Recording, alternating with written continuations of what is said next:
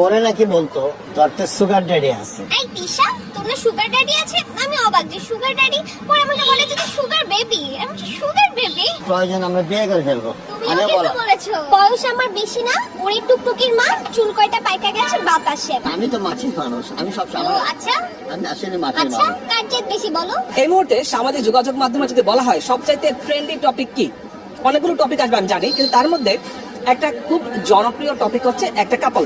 সেই কাপল আমাদের সাথে আছে এই মুহূর্তে, খন্দকার মুস্তাক আহমেদ এবং সিনথিয়া ইসলাম। আজকে আমরা গল্প করবো তাদের সাথে কিভাবে প্রেমটা হলো এবং এখন তাদের সংসার কেমন চলছে। শুরুটা মূলত হয়েছিল একটা ফেসবুকে ফ্রেন্ড রিকোয়েস্টের মাধ্যমে। সে আমাকে জানুয়ারি মাসে একটা ফেসবুকে ফ্রেন্ড রিকোয়েস্ট দেয়।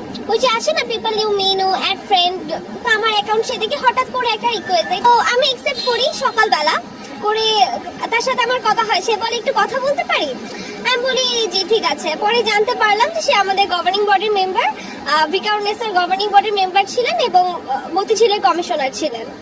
তো সে একজন গার্ডিয়ানের মতোই আমার সাথে কথা বলে। আমি ছিলাম মুগদা ব্রাঞ্চে, তো আমার ব্রাঞ্চ সম্পর্কে জানতে চায়, আমাদের পড়ালেখার মান সম্পর্কে জানতে চায়। তারপরে স্কুলে অনেক সময় অনেক ছোটখাটো অনেক সমস্যা হয়, সেগুলো সম্পর্কে শুনতে চেয়েছে, এতটুকুই। ভাইয়া যখন রিকোয়েস্টটা দিয়েছিলেন তখন কি মনে করে দিয়েছিলেন? তখন কি একটু ভালো লাগা সৃষ্টি হয়েছিল? না না, কিছুই না, একেবারেই কিছু না, জাস্ট একটা মানে ফ্রেন্ড রিকোয়েস্ট। রিকোয়েস্ট পাঠানোর পরে ওই দিন কথা হলো, তারপরে হয়তো 10 দিন পরে মানে এরকম আমরা কথা বললাম মেসেঞ্জারে। তারপরে নবীন বরণে প্রথম নবীন বরণে সে আসলো, তো আমি দাঁড়িয়েছিলাম, তো সে এসে আমাকে সালাম দিল, খাই হলো।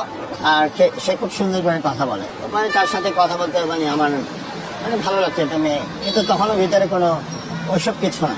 আমার যে বয়স, তার সাথে তো আমার মানে প্রেম করার কোনো উদ্দেশ্য থাকতে পারে না, বুঝছেন? এটা সহজ না, স্বাভাবিক না। কিন্তু সে আমার খবর নিত, সবসময় ফোন করে বা টেক্সট করতো যে আমি খেয়েছি কিনা, ব্রেকফাস্ট করেছি কিনা, আমি লাঞ্চ করেছি কিনা, বা হয়তো রাতের বেলা কোথায় তুমি। তো আমি বাসায় যাওনি, আমি বললাম না এখনো যাইনি।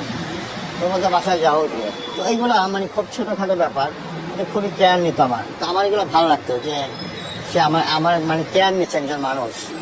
হ্যাঁ, ওইরকম করতে করতে ভালো সম্পর্ক। তখন কি একটু একটু প্রেম আসছিল নাকি আরো পরে আসছিল? কথা কথিত একটা কথা আছে না যে মনে লাড্ডু ফুটেছে, এরকম কোনো বিষয় ছিল না।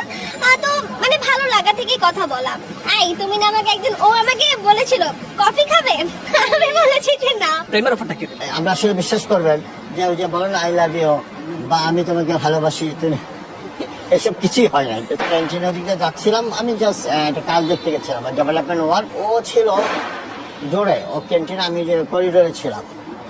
তখন ওর এক ফ্রেন্ড এসে আমার এক ফ্রেন্ড এসে আমাদের দুজনকে পিঞ্চ করে একটা কথা বলে যায় যে এই তোমাকে, ওকে পিঞ্চ করেছে।